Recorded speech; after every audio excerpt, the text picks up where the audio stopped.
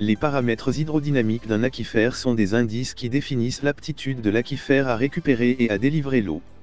Les principaux paramètres hydrodynamiques comprennent la transmissivité, notée T est exprimée en mètres carrés par seconde, et le débit d'eau qui s'écoule par unité de largeur d'un aquifère, sous l'effet d'une unité de gradient hydraulique.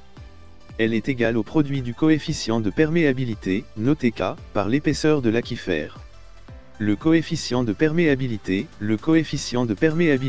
noté K est exprimé en mètres par seconde, m/s, est une grandeur qui exprime l'aptitude d'un milieu poreux à laisser passer un fluide sous l'effet d'un gradient de pression.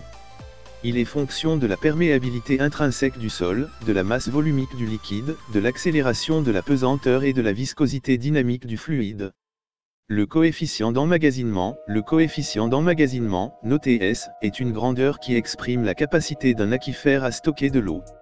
Il représente le volume d'eau que l'aquifère peut libérer par unité de surface et de variation de charge hydraulique. Le rabattement est la différence entre le niveau statique et le niveau dynamique d'un aquifère en cours de pompage. Il est utilisé pour évaluer la capacité de l'aquifère à fournir de l'eau.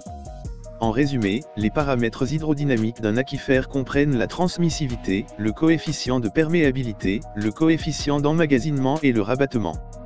Ces paramètres sont importants pour comprendre le fonctionnement hydrodynamique des systèmes aquifères et pour la détermination de leurs modalités d'exploitation, de gestion et de protection durable.